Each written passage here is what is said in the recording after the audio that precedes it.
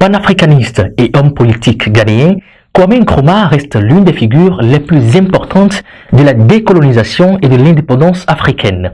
Après avoir, dans son autobiographie et dans I Speak of Freedom, retracé son histoire et son action et proclamé par la suite que l'Afrique doit s'unir, l'ancien président du Ghana propose une méthode de libération culturelle et de décolonisation totale qui n'est plus seulement un ensemble de recettes pragmatiques, mais aussi une philosophie et une idéologie. Cette philosophie africaine est connue sous la dénomination de consciencisme ou de nkrumahisme. Mais de quoi s'agit-il en réalité? De quelle importance le nkrumahisme revêt-il pour la stabilité politique en Afrique? Consciencisme et coaching intégral, quel est le lien? Bonjour à tous et bienvenue dans cette émission spéciale enregistrée à Lomé, de la capitale togolaise, avec un invité de très haut rang pour tout nous expliquer. Professeur émérite en coaching et développement intégral, le coach Patrick Armand-Pognon est de nouveau avec nous ce matin pour faire bouger les choses en Afrique et dans le monde entier au moyen de la stratégie. Nous le retrouvons donc après ceci depuis le studio Augustine Ananatou Adamo. Afrique Stratégie. Afrique Stratégie, Une émission 100% africaine. politique, diplomatie, tactique, consulting, l'art de la gestion. Avec le stratège par excellence, le coach Patrick Armand-Pognon. Coach Patrick Armand-Pognon, bonjour. Bonjour. Alors, 3 ambassadeurs du développement fêtent un an de moins en ce jour. Je vais nommer Balaro Léontine du Bénin. Elle est coach en développement intégral, opératrice économique spécialisée dans l'achat et vente du miel, des tableaux d'art personnalisés, dans la vente et la location des mortiers électriques. Elle est secrétaire comptable et consultante en duty free shop. Deuxième personne, Luonzo Charlotte du Cameroun. Elle est infirmière accoucheuse, médecine traditionnelle moderne sino-russe. Et en dernière position, c'est un Togolais. Il annonce Seplédi Kossi. Il est coach aussi en développement intégral, facilitateur de partenariat à Compassion Internationale et enfin directeur national du développement personnel et familial de Fiat Togo. Qu'est-ce que le président mondial veut leur dire en ce jour? Je veux leur dire combien je les aime, particulièrement chacun et tous. Vous savez, le coach Seplédi est ambassadeur du développement depuis 2012-2013. Et je crois que le coach Léontine est aussi ancienne que lui. Et Charlotte fait partie de ceux qui sont venus, je crois, en 2020 grâce à la réforme. Cela montre la pluralité de l'association. Cela montre que nous avons une association où les membres restent et durent. Une bonne partie des membres de notre association aujourd'hui sont là depuis 2011, tout au moins. Il y en a qui sont là depuis 2011-2012. Bref, c'est pour dire que c'est une association où on vient, on reste parce qu'il y a beaucoup de choses à gagner. Je voudrais donc leur dire combien ils sont importants pour nous, combien nous les aimons, combien nous savons qu'ils sont importants, reconnus et appréciés aux yeux de moi-même, de l'association, mais aussi de Dieu. Je voudrais donc décréter pour eux le meilleur au commencement dans tous les compartiments de leur vie. C'est vrai, ils ont beaucoup de témoignages, mais je les invite à regarder à partir d'aujourd'hui et voir encore comment les nouvelles dimensions vont s'installer encore dans leur vie. C'est un décret qui ne retournera pas à Dieu sans avoir produit ce pourquoi c'est sorti. Je les invite simplement à célébrer ça pour gagner ça. Avant d'aborder la thématique de ce matin, Coach Pognon, dites-moi déjà, quelle est l'importance de l'Internet et des réseaux sociaux et pour les entreprises et pour les personnalités? Vous savez, un homme politique du Bénin m'a demandé à un moment donné de contribuer à sa carrière politique. Et je suis allé sur Internet, j'ai tapé son nom et j'ai pris image. Et je me suis rendu compte que la quasi-totalité des photos de lui qui a sur Internet, il a été surpris par le photographe. C'est-à-dire il avait un visage que quelqu'un qui pensait à autre chose, donc un peu absent. Et c'est ça qu'on a photographié. Et personne n'a vérifié sur Internet son image sur Internet, son identité numérique, pour constater qu'en réalité, il a une mauvaise identité numérique. Donc bref, nous avons une identité numérique. En dehors de l'identité réelle que nous avons une identité numérique qui peut être une trahison de notre identité réelle. Donc il est important qu'en tant qu'être humain, personnalité, quand je gagne un bon salaire, il est bon que je puisse consacrer une bonne partie de mon salaire pour payer quelqu'un qui gère mon identité numérique. Parce que ça, c'est dans ton avenir. C'est ce qu'on saura de toi demain. Vous savez, s'il y avait cette possibilité dans le temps, aujourd'hui, la merveilleuse histoire de mon plus que père serait aujourd'hui sur Internet. La merveilleuse histoire de ma plus que mère serait aujourd'hui sur Internet. Mais à l'époque, eux, ils n'avaient pas ça. J'ai eu l'occasion dans le temps de constater que partout où je passais, on me dit que mon père a été là. On m'a dit qu'il est le premier reporter sportif béninois. Il est je crois le premier arbitre international et le meilleur du Bénin de tout temps jusqu'à aujourd'hui. On m'a dit qu'il est syndicaliste au point l'un des plus célèbres, qu'il a été scout et commissaire national du scoutisme, il a été directeur de la radio nationale. Donc, j'ai dit, mais attends, et moi je ne savais rien de tout ça. Mais rien de tout ça. Rien de tout ça. Donc j'ai envoyé une de mes secrétaires pour l'interviewer et j'ai sorti un journal. Mais quand je suis parti du Bénin et tout ça, je n'ai pas pu partir avec des exemplaires. Aujourd'hui, nous ne retrouvons pas ce journal. Donc nous ne retrouvons pas l'histoire de notre papa. Vous voyez un peu, donc c'est pour dire que au-delà de publicité, au-delà de se faire connaître et autres, il est important qu'on trace son histoire. Donnons une partie de notre argent pour laisser aux générations en venir qui nous sommes. Nous avons besoin de cette identité en tant qu'individu, en tant que personnalité, en tant que personnalité politique, mais aussi en tant qu'entreprise. Les employés qui arrivent dans l'entreprise doivent connaître l'histoire de l'entreprise. Donc il y a tout un travail à faire. En tout cas, moi, personnellement, j'ai décidé de faire ma part, non seulement pour moi-même, mais former aussi des jeunes qui pourront aider les entreprises à les personnalités, à pouvoir le faire. Je crois que c'est un immense chantier sur lequel nous devons travailler. Nous devons exister sur le net, sur le numérique. Nous devons exister sur Internet pour que, oui, la bonne histoire de nous-mêmes, de nos parents et autres existe sur Internet. C'est ça. Alors, coach Patrick Armand Pognon, aujourd'hui, nous parlons de consciencisme, appelé encore le nkrumahisme. Déjà, c'est quoi? Vous savez, Nkrumah qui a créé ça, Nkrumah c'est une philosophie de Nkrumah, mais comme Nkrumah est un grand philosophe, et que moi je suis un philosophe de résultats, vous me permettrez de ne pas rentrer dans tout le gros français qu'a parlé Nkrumah et que les professeurs de philosophie ont continué par perpétrer. Je vais aller plus simple, de façon très simple. Je suis africain. Je pars en Russie pour apprendre l'agronomie. Je reviens avec ce que je connais en agronomie en Russie. Si je n'applique pas le conscientisme ou le nkrumahisme, je serai un agronome incompétent dans mon pays. Parce que ce que j'ai appris n'a rien à voir avec les réalités de mon pays. Voilà le nkrumahisme, le conscientisme. Autrement dit, le conscientisme consiste à apprendre des choses des autres, mais à ne pas sacrifier ce que je suis. Parce que si je le fais, je vais déraciner. Vous savez, lorsque vous déracinez un arbre, vous l'enlevez de ses racines. Vous pouvez lui donner les meilleurs engrais possibles, ça ne poussera pas. Donc de la même manière, si l'Africain cesse d'être africain et commence pas à penser comme les autres, il ne pourra véritablement pas réussir. Donc le conscientisme, c'est une façon de ramener tout à ma conscience première. Donc, il n'a pas dit conscientisme africain. Donc, l'Européen aussi doit faire la même chose. Il vient en Afrique, il apprend, il doit adapter ce qu'il a appris aux réalités européennes. Je suis américain, je vais ailleurs, j'apprends, je vais adapter tout ça à ma réalité de mon milieu d'origine. Idéologie patriotique quand même, coach Pognon. Quels sont les domaines dans lesquels le conscientisme peut-il être utile, par exemple, pour l'Africain? Dans tous les domaines, hein, dans tous les domaines. Pas seulement pour l'Africain, mais aussi pour... Oui, dans tous les domaines. Je donne un exemple très simple, hein, sur le plan religieux.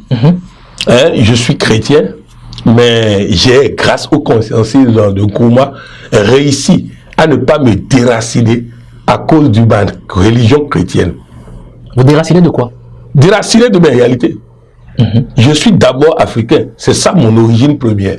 Maintenant, la religion chrétienne vient comme un engrais pour me permettre de pousser et de réussir en tant qu'Africain. C'est ça. Vous prenez le musulman, si le musulman se dessouche de sa réalité africaine, il deviendra un arabe. Et comme il ne peut jamais devenir arabe, il deviendra nobody, il deviendra personne. C'est en réalité ce que nous avons. Nous avons beaucoup de personnes qui sont devenues personnes. Personnes, c'est-à-dire ils ne sont ni africains, ni arabes, ni africain, ni européen, parce que vous oubliez souvent que le christianisme vient de l'Europe. Donc, nous devenons ni africains, ni européens.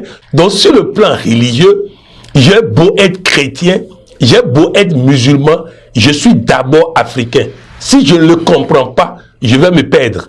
Sur le plan de la démocratie, dit-on, voilà encore une autre réalité.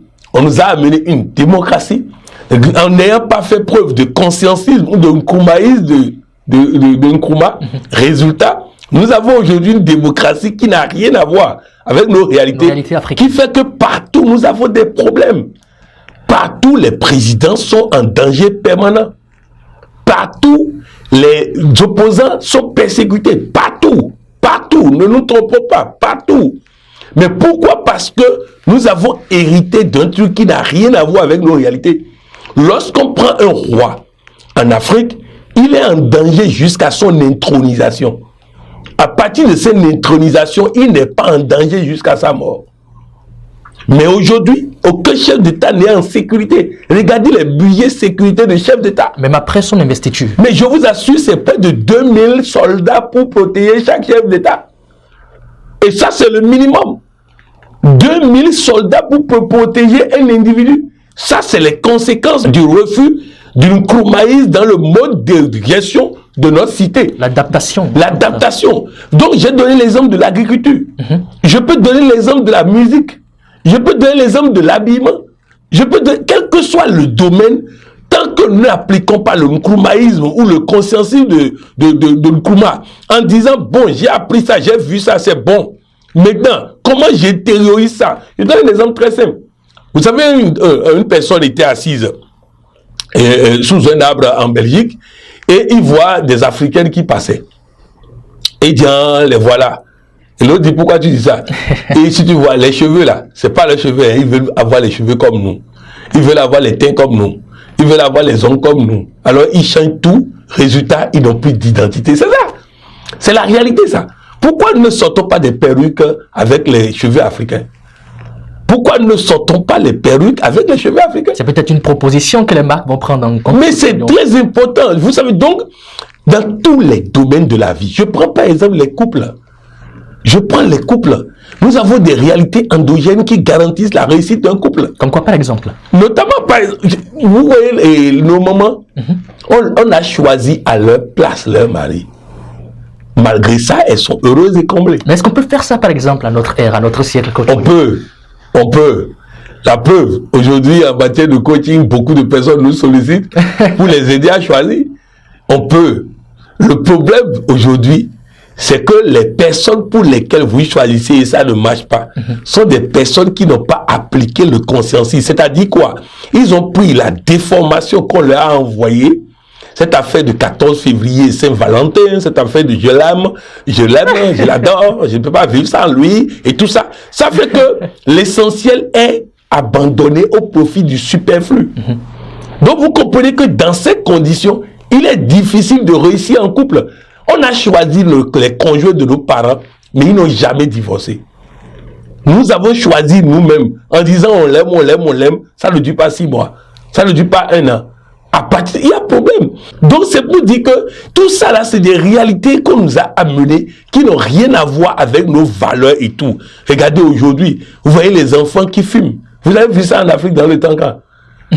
C'est tout ça, c'est les réalités. Non, c'est-à-dire en réalité, tant que nous ne ramenons pas notre conscience africaine, nous ne mettons pas tout ce que nous avons appris dans notre conscience africaine, nous allons toujours être perdu quelque part. Un Africain hors de conscientisme, Coach Ognon, est-ce qu'il est un danger pour lui-même déjà? Ah oui, pour lui-même et pour tous ceux qui l'entourent.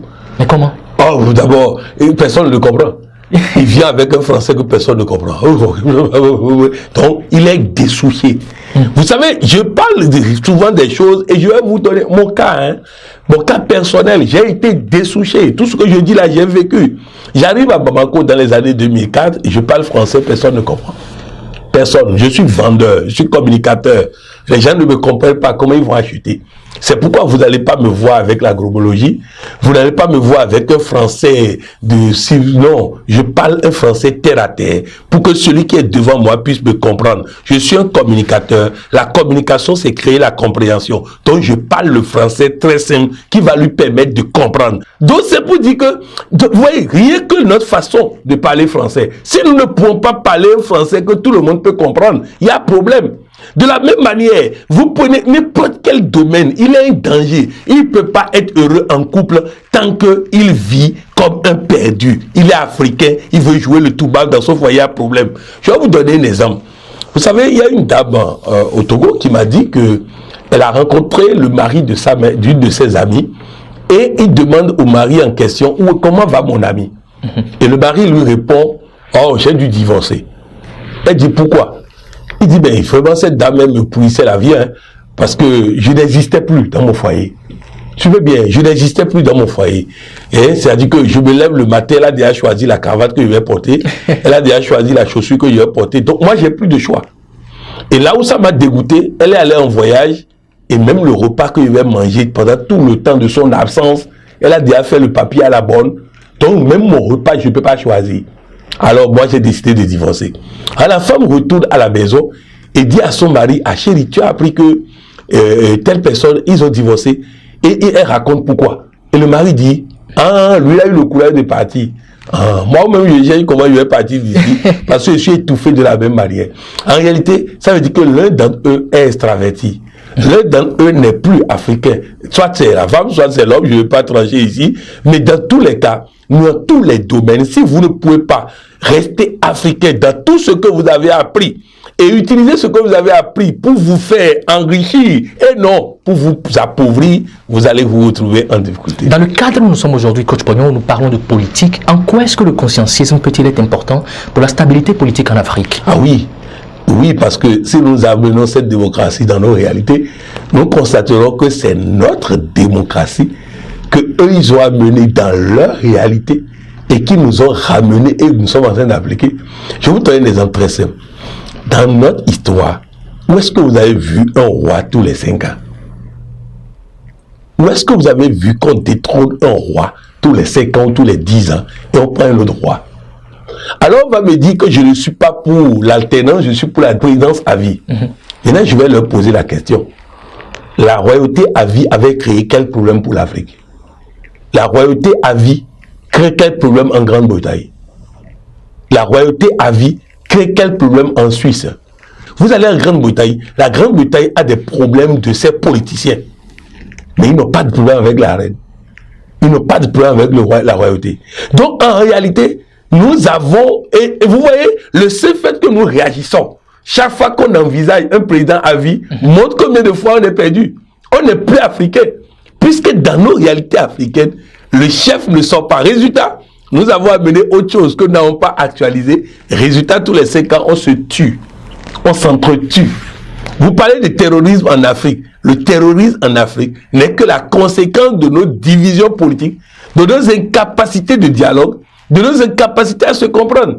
Donc, à partir de cela, vous voyez que même en politique, pour avoir de la stabilité, il va falloir que courageusement, nous puissions appliquer le consensusisme ou le nkrumahisme pour adapter. La preuve, l'un des pays africains où vous n'avez pas ce problème, l'un des pays africains où nous avons, tout en appliquant la démocratie des autres, nous avons réussi à créer les conditions pour que tous les 5 ans ne s'entretuent pas, c'est quel pays? Le Ghana.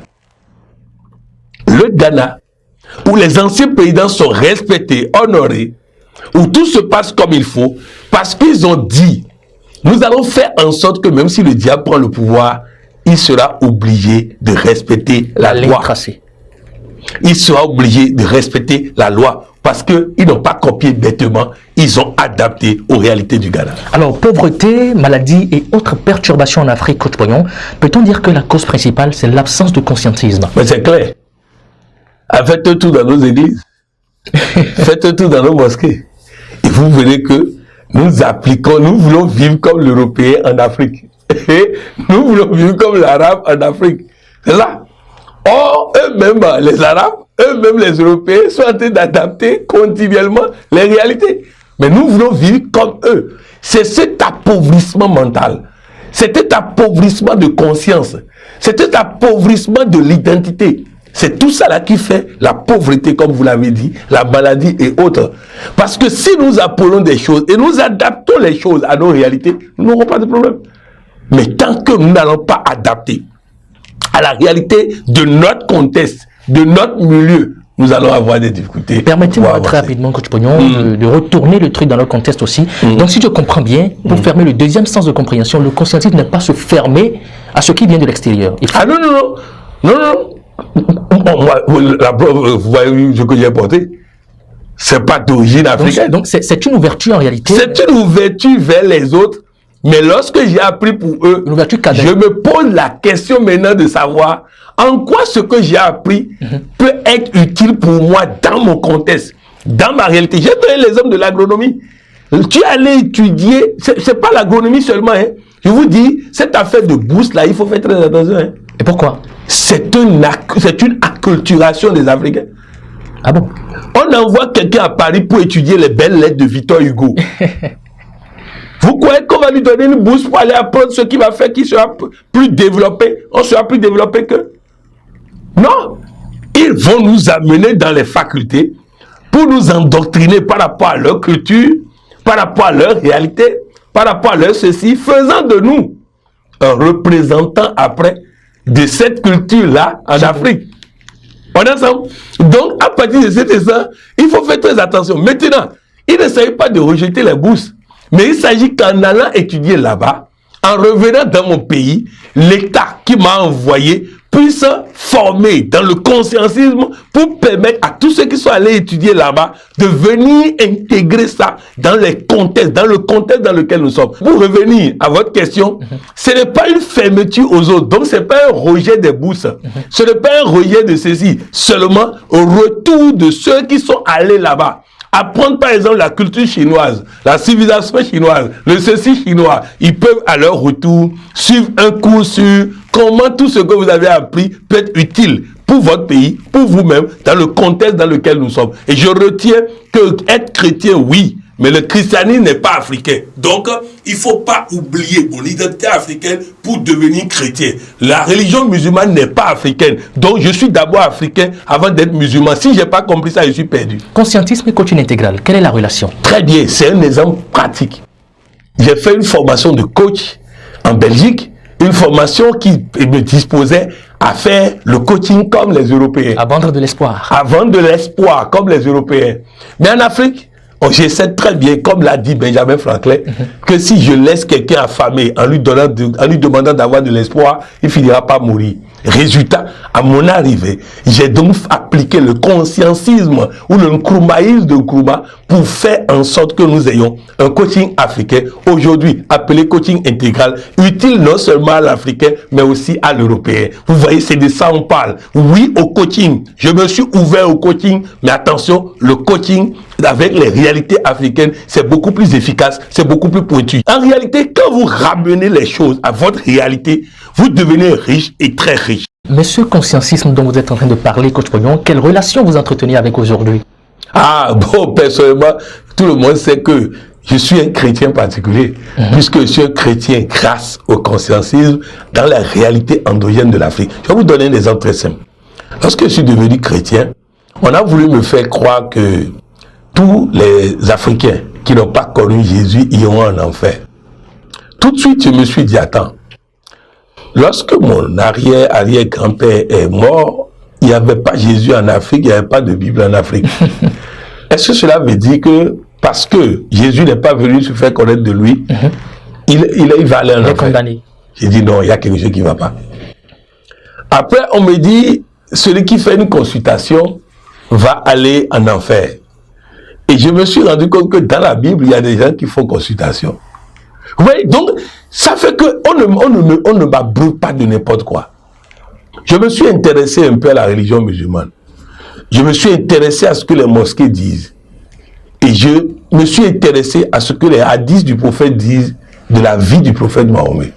Et je me suis rendu compte que le conscientisme est possible lorsque on lit les hadiths pour comprendre le prophète avant même de lire le Coran.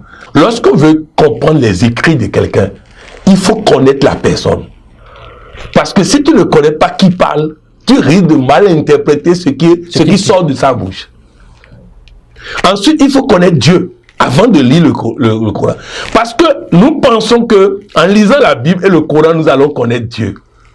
En réalité, si nous ne comprenons pas avant ça que Dieu est amour, nous allons lire en pensant lire les écrits, les révélations de quelqu'un qui cherche des pécheurs à décapiter. Nous n'allons pas comprendre que plus qu'un père naturel, Dieu est amour, nous aime. Et même ce qu'il dit comme menace, c'est pour que nous puissions quitter la voie du désordre. Ce n'est pas pour que nous restons sur la voie du désordre pour qu'il nous décapite. Donc vous voyez, tout ça là, aujourd'hui, tous les jours que j'apprends quelque chose, même quand je suis devant la télé, on me donne une information, tout de suite, c'est comment cette information s'intègre dans mes réalités de tous les jours. Dans mon cadre. Dans mon cadre. Vous voyez, tout ce que je fais, c'est grâce au consciencieux. Et je faisais tout ça avant même de découvrir le consciencieux. Tout à fait. Alors, coach Pognon, quelle exhortation, après tout ce que vous avez dit, à l'Africain déjà, face à notre thématique, mais aussi à toute personne qui suit cette émission? Je voudrais dire de façon claire et nette, un arbre sans racine, l'engrais ne lui sert à rien. Tout ce que vous apprenez de partout, que ce soit la religion, que ce soit tout ce que vous apprenez de partout, ne vous servira pas si vous vous dessouchez. Je suis d'abord africain et fier de l'être. C'est Dieu qui m'a créé africain. Je ne me suis pas créé africain. C'est Dieu qui m'a créé africain. Il a voulu que je sois africain. Il faut un peu de tout pour faire le monde. Alors si moi je cesse d'être africain, il manquera quelque chose à la sauce de l'humanité. Alors chacun n'a qu'à assumer qui il est et ensemble nous allons gagner. Michael Jackson a décidé de changer son teint. Il a réussi à changer son teint, mais il a été malheureux toute sa vie. Et vous savez comment il est mort. Alors ne courez pas vers ce que vous ne pouvez jamais être. Je suis africain et fier de l'être. Alors, coach Pognon, le 5 juillet prochain, démarre une licence en coaching intégral. Quelles sont les nouvelles? Ah, les nouvelles sont bonnes. Ça va être une formation dont les gens voient déjà les couleurs. Ce sera encore différent. Ce sera encore différent. Vous avez sorti le programme, vous avez vu le programme. Mais dans ma tête, quand je forme ça, je vois déjà d'autres chapitres avant même de commencer le programme qu'on vous a envoyé. Nous allons commencer d'abord par le non-savoir. Celui qui est dans la certitude a une maladie mortelle. Il faut que nous puissions guérir de cette certitude. Je vais vous donner des exemples très simples. J'envoie quelqu'un acheter. Je dis, quand tu vas arriver là-bas, ils vont te proposer 3 produits. S'ils proposent les 3 produits, c'est bon. S'ils ne proposent pas les 3 produits, tu leur dis que je veux un produit pour tel, un produit pour tel, un produit pour tel. Donc, il faut 3 produits. Il part, il revient avec 2 produits. Et il dit, moi, j'ai dit de ne pas leur dire ce qu'il m'a dit. Au fait, ce qui s'est passé est le suivant. Il est tellement convaincu de connaître ce que je vais dire qu'il ne m'a pas écouté. C'est la certitude. C'est une maladie mortelle. Donc, nous allons d'abord détruire ça. Ensuite, nous allons faire un deuxième chapitre sur l'orientation solution. Pour que toutes les fois où j'entends quelque chose, je puisse orienter ça vers la solution.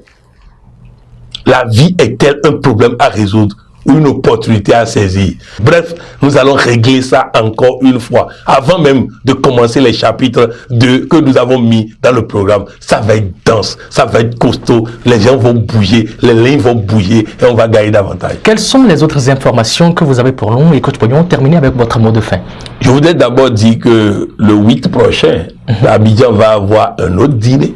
Un dîner costaud, un dîner solide. Ça commence à se multiplier. Oui, c'est chaque mois. Ah bon? C'est chaque mois. L'arrivée du président Gbagbo a perturbé un peu celui du mois de juillet qui a été décalé au mois de juillet.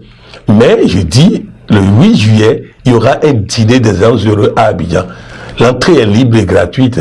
Je voudrais inviter tous ceux qui sont intéressés de guetter le spot et de prendre le contact, de contacter la présidente pour qu'elle puisse leur permettre d'avoir une place à ce dîner. Le 10, 2 jours après, vous aurez Fiat France qui va organiser sa promenade sur la Seine avec un repas dans un restaurant africain où ils vont communier ensemble, partager des choses et partager les vibrations positives du coaching. Bref, il y a un enchaînement. Bientôt, nous aurons une soirée dansante à Lomé. Probablement, dans les quelques jours à suivre, nous aurons une soirée dansante où on va vraiment danser. On va vraiment danser, oui, on va vraiment danser. On va passer de bons moments ensemble. Donc, bref, les bonnes choses vont s'enchérir. Les bonnes choses vont se suivre pour le bonheur de chacun. Merci, coach. Merci. Afrique Stratégie. Afrique Stratégie. Une émission 100% africaine.